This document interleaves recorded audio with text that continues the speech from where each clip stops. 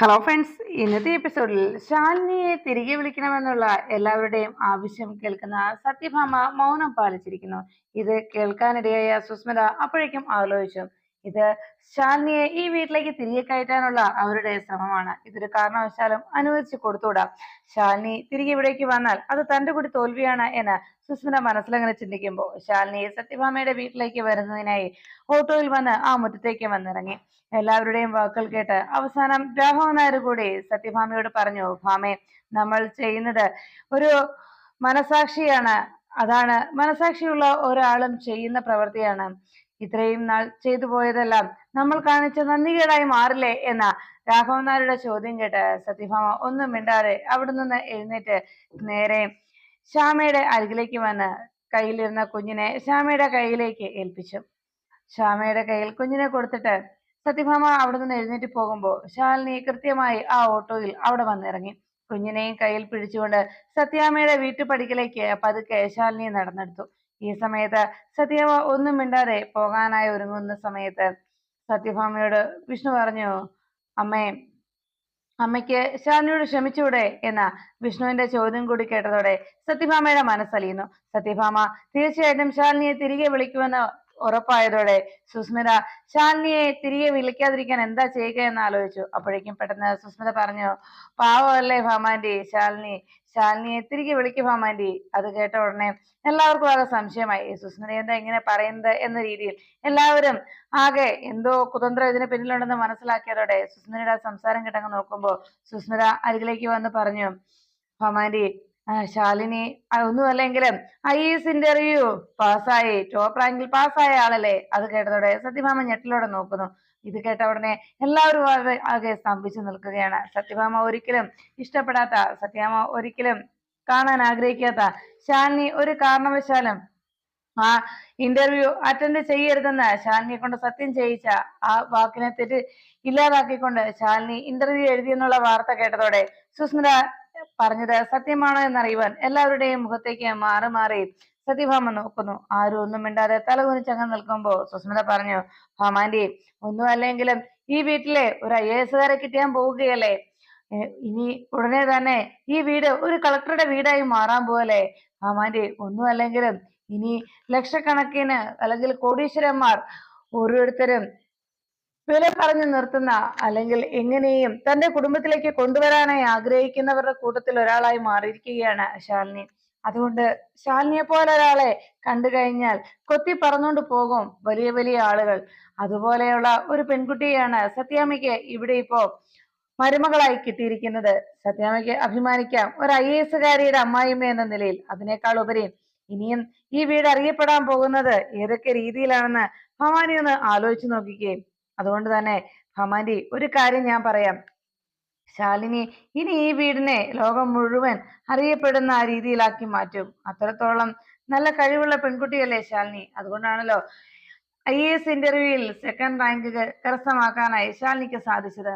പിന്നെ ഒരു കാര്യമുണ്ട് സത്യം ഭമാൻറ്റി, വേറൊന്നുമല്ല, ശാലിനിയെ പോലെ ഉള്ള ആളുകളെ ഇങ്ങനെ നേടിയെടുക്കാനായി പലരും ക്യൂ നിൽക്കുകയാണെന്നും അവരുടെയൊക്കെ അരികിൽ നിന്ന് ഭാമാൻറ്റിക്ക് കിട്ടിയിരിക്കുന്നത് വലിയൊരു നേട്ടം തന്നെയാണ്. പിന്നെ ഭാമാൻറ്റിയോട് മറ്റുള്ളവർ പറയില്ല. കാരണം ഭാമാൻറ്റി മനഃപൂർവ്വം സ്വന്തം മകന് വേണ്ടി ഒരു IAS തട്ടിയെടുത്തതാണെന്ന്. അതൊരു കാരണവശാലും ഭാമാൻറ്റിയെ പഴിചാരില്ലാരും. നാട്ടുകാർക്കെല്ലാം അറിയാമല്ലോ ശാലിനി ഇവിടെ വന്നതിന് ശേഷമാണ് IAS ഇന്റർവ്യൂ എഴുതിയത് എന്ന്. പക്ഷെ ഒരു കുഴപ്പമുള്ള എന്തെന്ന് വെച്ചാൽ വിവാഹത്തിന് മുമ്പ് ശാലിനി പ്രിലിമിനറി ടെസ്റ്റ് പാസ്സായിരുന്നു എന്നത് മാത്രമാണ് എന്ന് ശാലിനിയെ കുറിച്ച് സുസ്മിത സത്യഭാമയോട് പറയുന്നു. അതും ഇനിയിപ്പോ ഒരു പ്രശ്നമായി മാറില്ല കേട്ടോ. പിന്നെ നാട്ടുകാർ പറയുന്നത് എങ്ങനെ വേണമെങ്കിലും നമുക്ക് അതിനെ ഒഴിവാക്കി വിടാം. പക്ഷെ ഇപ്പോ ശാലിനിയോട് ഭാമാൻറ്റി കാണിച്ചിരിക്കുന്ന ഈ അകൽച്ചയും, ഈ വീട്ടിൽ നിന്ന് ശാലിനി ഗർഭിണിയാണെന്ന് കളവ് പറഞ്ഞതിന്റെ പേരിൽ ശാലിനി ഇവിടെ നിന്ന് പുറത്താക്കിയവരൊക്കെ ഈ കണ്ട നാട്ടുകാരെല്ലാവരുടെയും മുന്നിൽ വെച്ചാണ് ഭാമാൻറ്റി അങ്ങനെയൊക്കെ ചെയ്തത്. എന്നിട്ട് അതിനെയൊക്കെ കാറ്റിൽ പറത്തിക്കൊണ്ട് ഭാമാൻറ്റി ശാലിനിയെ തിരികെ ഇങ്ങോട്ട് വിളിക്കുകയാണെങ്കിൽ നാട്ടുകാർ പറയും ഭാമാൻറ്റിയുടെ വാക്കിനും തീരുമാനത്തിനും ഒക്കെ പഴയ ചാക്കിന്റെ വില മാത്രമേ ഉള്ളൂ എന്ന്.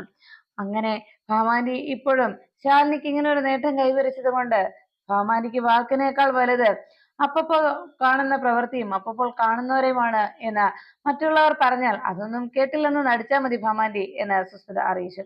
അതെല്ലാം കേട്ടതോടെ എല്ലാവരും ആകെ ടെൻഷൻ അടിച്ചങ്ങ് നിൽക്കുമ്പോൾ സുസ്മിത പറഞ്ഞു, പിന്നെ ഒരു പ്രശ്നമുള്ളത്, വിഷ്ണുവേട്ടൻ എന്നെ വിവാഹം കഴിക്കാതിരുന്നതിൽ എനിക്കിപ്പോ സന്തോഷമേ ഉള്ളൂ. അത് വേറൊന്നും കൊണ്ടല്ല, വിഷ്ണുവേട്ടന് ഒരു IAS കാരിയുടെ ഭർത്താവാകാൻ കഴിഞ്ഞല്ലോ.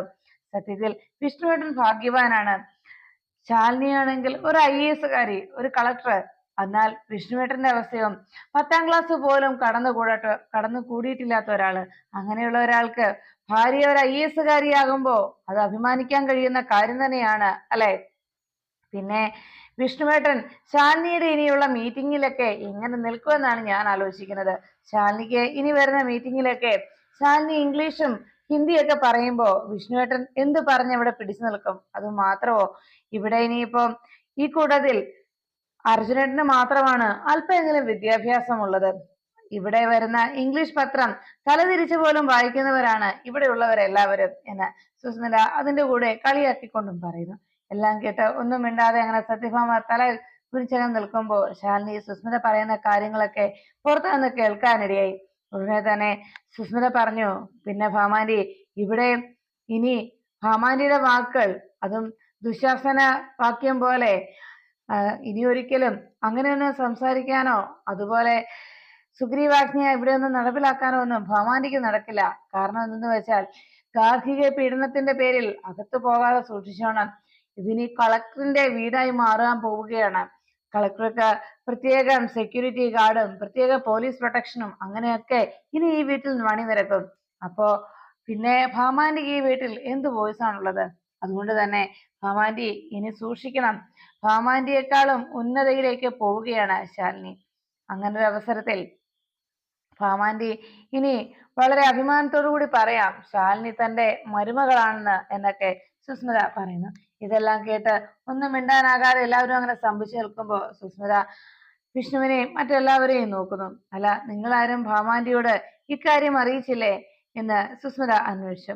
സുസ്മിതയുടെ ആ ചോദ്യം കേട്ട് സത്യഭാമ ഒന്നും മിണ്ടാതെ സുസ്മിതയെ രൂക്ഷമായി നോക്കുമ്പോൾ സുസ്മിത പറഞ്ഞു, അതെ, ഞാൻ ഈ പറഞ്ഞതൊക്കെ ഭാമാന്റിക്ക് വിശ്വാസമായില്ലേ? അല്ല, നിങ്ങളാരും ഭാമാന്റിയോട് പറഞ്ഞിരുന്നില്ലേ ശാലിനി ഈ IAS ഇന്റർവ്യൂ പാസ്സായ വിവരം? ദാ ഇത് കണ്ടോ ഭാമാന്റി, ഭാമാന്റി എന്നെ അവിശ്വസിക്കൊന്നും വേണ്ട, തെളിവ് സഹിതമാ ഞാൻ പറയുന്നത് എന്ന് പറഞ്ഞ് സുസ്മിത വേഗം തന്റെ കയ്യിലിരുന്ന മൊബൈൽ ഫോണിലെ ആ ന്യൂസ് സുസ്മിത വേഗം സത്യഭാമയ്ക്ക് നേരെ നീട്ടി. വിഷ്ണു ഒന്നും മിണ്ടാതെ നിൽക്കുമ്പോ സത്യഭാമ വിഷ്ണുവിനെ അരികിലേക്ക് എത്തി ചോദിച്ചു, ഞാൻ ഈ കേട്ടത് സത്യമാണോ വിഷ്ണു? അപ്പോഴേക്കും വിഷ്ണു ഒന്നും മിണ്ടാതെ അങ്ങനെ നിൽക്കുമ്പോ സത്യഭാമ ചോദിച്ചു, ഇവിടെ വെച്ച് എനിക്ക് ശാലിനി തന്ന വാക്കാണ് അവൾ IAS ഇന്റർവ്യൂവില് അറ്റൻഡ് ചെയ്യില്ല എന്നും പാസ്സാകില്ലെന്നും. ആ വാക്ക് അവൾ തെറ്റിച്ച വിഷ്ണു എന്ന് സത്യഭാമ ചോദിക്കുമ്പോ ഒന്നും മിണ്ടാനാകാതെ തല കുനിച്ച് എല്ലാവരും നിന്നു. അപ്പോഴേക്കും സത്യഭാമ അത് സത്യമാണോ എന്ന് വിഷ്ണുവിനോട് ചോദ്യം ചെയ്തുകൊണ്ട് നിൽക്കുമ്പോൾ സുസ്മിത തന്നെ മൊബൈൽ ഫോണിൽ ആ വീഡിയോ കാണിച്ചു. അങ്ങനെ ചാനലിൽ വന്ന ആ വാർത്ത സത്യഭാമയെ കാണിച്ചുകൊണ്ട് സുസ്മിത തന്റെ ആ ദൗത്യം കൃത്യമായി തന്നെ നിറവേറ്റി. സുസ്മിത അതൊക്കെ പറഞ്ഞ് സത്യഭാമ തന്റെ കയ്യിൽ കിട്ടിയ മൊബൈലിലൂടെ ശാലിനി IAS ഇന്റർവ്യൂവില് ടോപ്പ് റാങ്ക് നേടിയെന്നുള്ള വാർത്ത അറിഞ്ഞതോടെ സത്യഭാമ കരിയോടെ ശാരദാമ്മയെ നോക്കി. ശാരദാമ്മേ, നിങ്ങളുടെ മകൾ പലപ്പോഴും എനിക്ക് നേരെ വാക്ക് തന്നിട്ട് വാക്ക് വ്യത്യാസം ചെയ്തിട്ടുള്ളവളാണ്. അപ്പോഴേക്കും ശാരദാമ്മ പറഞ്ഞു, സത്യമ്മേ, ഞാൻ എന്ന് പറഞ്ഞതും വേണ്ട ശാരദാമ്മേ, ഈ സത്യഭാമയ്ക്ക് ഒരേ വാക്കേ ഉള്ളൂ, ആ വാക്കാണ് സത്യഭാമയുടെ ദൈവം എന്ന് പറഞ്ഞു. അപ്പോഴേക്കും സുസ്മിത പറഞ്ഞു, അയ്യോ ഭാമാന്റി ഇക്കാര്യം അറിഞ്ഞിരുന്നില്ലേ? ഞാൻ അറിഞ്ഞില്ല കേട്ടോ, ഇവരാരും തന്നെ ഭാമാന്റിയോട് ഇത് പറഞ്ഞിട്ടില്ലായിരുന്നു എന്നുള്ള കാര്യം എനിക്കറിയില്ലായിരുന്നു. എല്ലാവരും ഭാമാന്റിയിൽ നിന്ന് ഇത് മനഃപൂർവ്വം മറച്ചു വെച്ചിരിക്കുകയായിരുന്നു എന്നും എനിക്കറിയില്ലായിരുന്നു. ഭാമാന്റി എന്നോട് ക്ഷമിക്കണം, ഞാൻ ഇക്കാര്യങ്ങളൊന്നും അറിഞ്ഞിരുന്നില്ല എന്ന് പറഞ്ഞ് സുസ്മിത ഭാമയോട് ക്ഷമ ചോദിച്ചു. അർജുനേട്ടനും എന്നോട് ക്ഷമിക്കണം. അങ്കിളും ക്ഷമിക്കണം. ശ്യാമേ, നിന്നോടും കൂടി സോറി എന്ന് പറഞ്ഞ് ശാലിനി അവിടെ നിൽക്കുന്ന ഓരോരുത്തരെ വിളിച്ച് ആളാം വീതം സോറി പറയുന്നു. അപ്പോഴേക്കും സുസ്മിതയുടെ സോറി പറച്ചിൽ കേട്ട് എല്ലാവരും തലയോടങ്ങനെ നിൽക്കുമ്പോൾ സുസ്മിത പറഞ്ഞു, ശാരദാമ്മ എന്നോട് ക്ഷമിക്കുന്നു.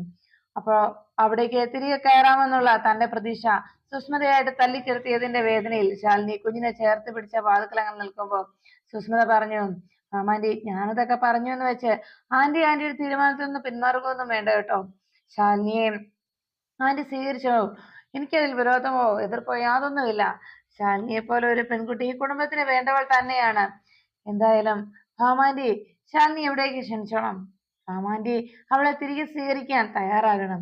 അത്രേ എനിക്ക് പറയാനുള്ളൂ. ഇതിന്റെ പേരിൽ ഞാൻ ഈ പഴിചാരാനൊന്നും ആഗ്രഹിക്കുന്നില്ല എന്ന് പറഞ്ഞ് സുസ്മിത സത്യഭാമയുടെ മുന്നിൽ നിഷ്കളങ്കയെ പോലെ അഭിനയിച്ചു. ഇതെല്ലാം കേട്ട് കഴിയുമ്പോഴേക്കും ഇവിടുന്ന് മിണ്ടാനാകാതെ സത്യഭാമ പോകാൻ തുടങ്ങുമ്പോ രാഘവൻ നായർ പറഞ്ഞു, ഭാമേ വേണ്ട, ഇവള് കുരങ്ങനെ കൊണ്ട് ചുടുചോറ് എടുപ്പിക്കുന്ന പ്രവൃത്തിയാണ് ഇവളുടെ ഭാഗത്തുള്ളത്. ഭാമേ ഇവളെ നീ വിശ്വസിക്കരുത് എന്ന് രാഘവൻ നായർ അറിയിച്ചു. അത് കേട്ടതോടെ സത്യഭാമ പറഞ്ഞു, ഇല്ല ഇല്ല രാഘവേട്ട, എന്റെ തീരുമാനത്തിൽ മാറ്റമില്ല എന്ന് പറഞ്ഞതും സത്യഭാമ അങ്ങനെ പറഞ്ഞത് കേട്ട് ശാരദാമ്മ അരികിലേക്ക് വന്ന് സത്യാമ്മയോട് വിളിച്ചു. സത്യാമ്മയെ ഞാൻ പറയുന്നു ഒന്ന് കേൾക്ക് എന്ന് പറഞ്ഞതും സത്യഭാമ പറഞ്ഞു, ഇല്ല ശാരദാമ്മേ, നിങ്ങളുടെ മകൾ പലവട്ടമായി എന്നോട് വിശ്വാസവഞ്ചന കാണിച്ചിരിക്കുന്നു. ഇനി എനിക്കത് ക്ഷമിക്കാനോ സഹിക്കാനോ കഴിയില്ല. ഇത്രയും നേരം ഞാൻ അവൾക്ക് വേണ്ടി ഇവിടെ കാത്തിരിക്കുകയായിരുന്നു എന്നെല്ലാം സത്യഭാമ ദേഷ്യത്തോടെ ശാരദാമ്മയോട് അറിയിച്ചു. ഇനി എന്തായാലും ഞാനൊരു തീരുമാനത്തിൽ എത്തിക്കഴിഞ്ഞു. ഇനി ഇതിങ്ങനെ സഹിക്കാൻ ഞാൻ ആഗ്രഹിക്കുന്നില്ല എന്ന് പറഞ്ഞ് സത്യഭാമ വേഗം റൂമിലേക്ക് പോകുമ്പോൾ ശ്യാമ ആകെ വിഷമത്തോടെ രോഹിത്തിനെ നോക്കി വിളിക്കുന്നു. രോഹിത് ആ വിളി കേട്ട് രോഹിത് സമാധാനത്തോടെ ഇരിക്കാനായി കണ്ണടച്ച് കാണിക്കുമ്പോൾ സത്യഭാമ റൂമിൽ ചെന്നിട്ട് കയ്യിൽ ആരതി തട്ടത്തിൽ കർപ്പൂരവും ഇട്ട് ഭസ്മവും കുങ്കുമവും എല്ലാം ഇട്ട് തീ തെളിയിച്ചുകൊണ്ട് അവിടെ വിഷ്ണുവിന്റെ മുന്നിലേക്ക് എത്തി. വിഷ്ണു നീ സത്യം ചെയ്യടാ ഇതില് എന്ന് പറഞ്ഞതും വിഷ്ണു ആകെ ടെൻഷനോടെ നിൽക്കുകയാണ്. നീ ഇപ്പൊ തന്നെ ഈ നിമിഷം എന്റെ മുന്നിൽ വെച്ച് നീ സത്യം ചെയ്യണം. ശാലിനിയുമായിട്ട് ഇനി ഒരു ബന്ധവും നിനക്കില്ല എന്ന്, ശാലിനിയെ കാണുകയോ സംസാരിക്കുകയോ പോലും ഉണ്ടാവുകയില്ല എന്ന് സത്യം ചെയ്യടാ എന്ന് പറഞ്ഞുകൊണ്ട് സത്യഭാമ വിഷ്ണുവിന് നേരെ ആ തളിക നീട്ടി.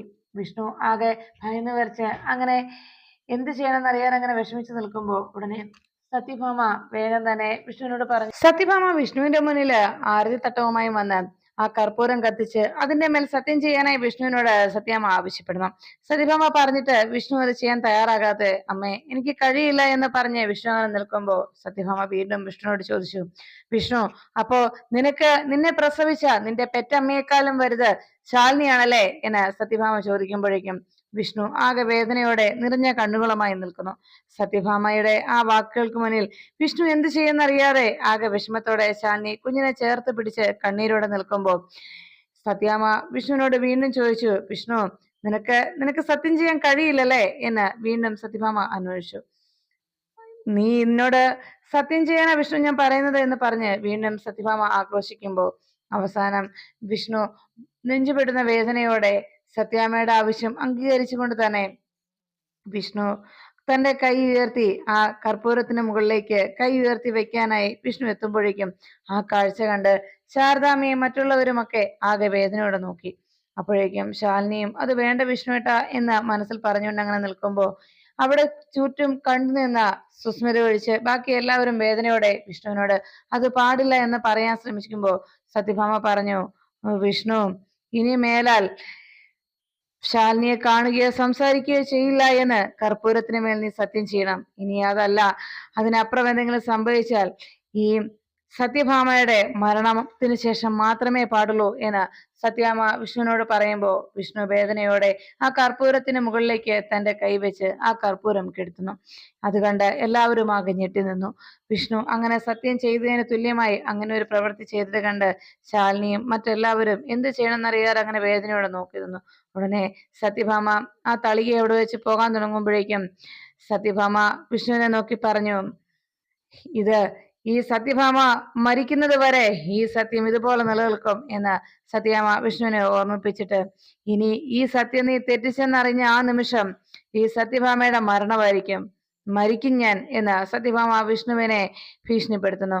ഇത് കേട്ട് വിഷ്ണു ആകെ വേദനയോടെ അങ്ങനെ നിൽക്കുമ്പോൾ സത്യഭാമ അകത്തേക്ക് പോകാനായി ഒരുങ്ങുന്ന സമയത്ത് സങ്കടത്തോടെ അവിടെ നിൽക്കുന്ന ശാരദാമ്മയെ കണ്ടിട്ട് സത്യാമ്മ ഒരിക്കൽ കൂടി വിഷ്ണുവിനെ നോക്കിയിട്ട് പറഞ്ഞു, വിഷ്ണു നീ ഇപ്പോൾ ചെയ്ത സത്യം ഇത് കർപ്പൂരത്തിന് മേൽ മാത്രമല്ല, ഈ ആരതി തട്ടത്തിന് മേൽ അല്ലെങ്കിൽ ആരതിക്ക് മേൽ മാത്രമല്ല, മറിച്ച് ശാലിനിക്ക് മേൽ കൂടി ചെയ്ത സത്യമാണിത്, നീ ഓർത്തു വെച്ചോണം എന്ന് പറഞ്ഞ് സത്യഭാമ വേഗം തന്റെ റൂമിലേക്ക് പോകുമ്പോൾ ഇത്രയും വലിയൊരു വേദന ആ കുടുംബത്തിന് എല്ലാവർക്കും ഒറ്റ നിമിഷം കൊണ്ട് വാങ്ങിക്കൊടിച്ച സന്തോഷത്തിൽ എന്നേക്കുമായി ശാലിനിയെ സത്യഭാമയുടെ വീട്ടിലേക്ക് മടങ്ങി വരാതിരിക്കാനായിട്ടുള്ള എല്ലാ ആഗ്രഹങ്ങളും താൻ ആഗ്രഹിച്ചതുപോലെ തിരിച്ചിനി ഒരു മടങ്ങിവരവ് ശാലിനിക്ക് ആ വീട്ടിലേക്ക് ഉണ്ടാകരുത് എന്ന തന്റെ ആ തീരുമാനം അതേപടി പ്രാവർത്തികമാക്കാൻ കഴിഞ്ഞതിന്റെ സന്തോഷത്തിൽ സത്യഭാമയുടെ വീട്ടിൽ നിന്നുകൊണ്ട് സുസ്മിത പുഞ്ചിരിച്ചു. എല്ലാവരും കണ്ണീരൊഴുക്കി. സത്യാമ്മ ഇത്രയും വലിയൊരു തീരുമാനത്തിൽ എത്തിച്ചേർന്നതിന്റെ വേദനയിൽ നിൽക്കുമ്പോൾ ശാലിനി തന്റെ കയ്യിൽ ഇരിക്കുന്ന ആ കുഞ്ഞുമായി സത്യാമ്മയുടെ വീട്ടിലേക്ക് വന്നു കയറാമെന്ന് ആഗ്രഹിച്ച് അവിടെ വന്നിറങ്ങിയതിനേക്കാളേറെ വേദനയോടെ കണ്ണീരോടെ ആ വീടിന്റെ ഗേറ്റ് കടന്ന് പുറത്തേക്ക് പോകുന്നു.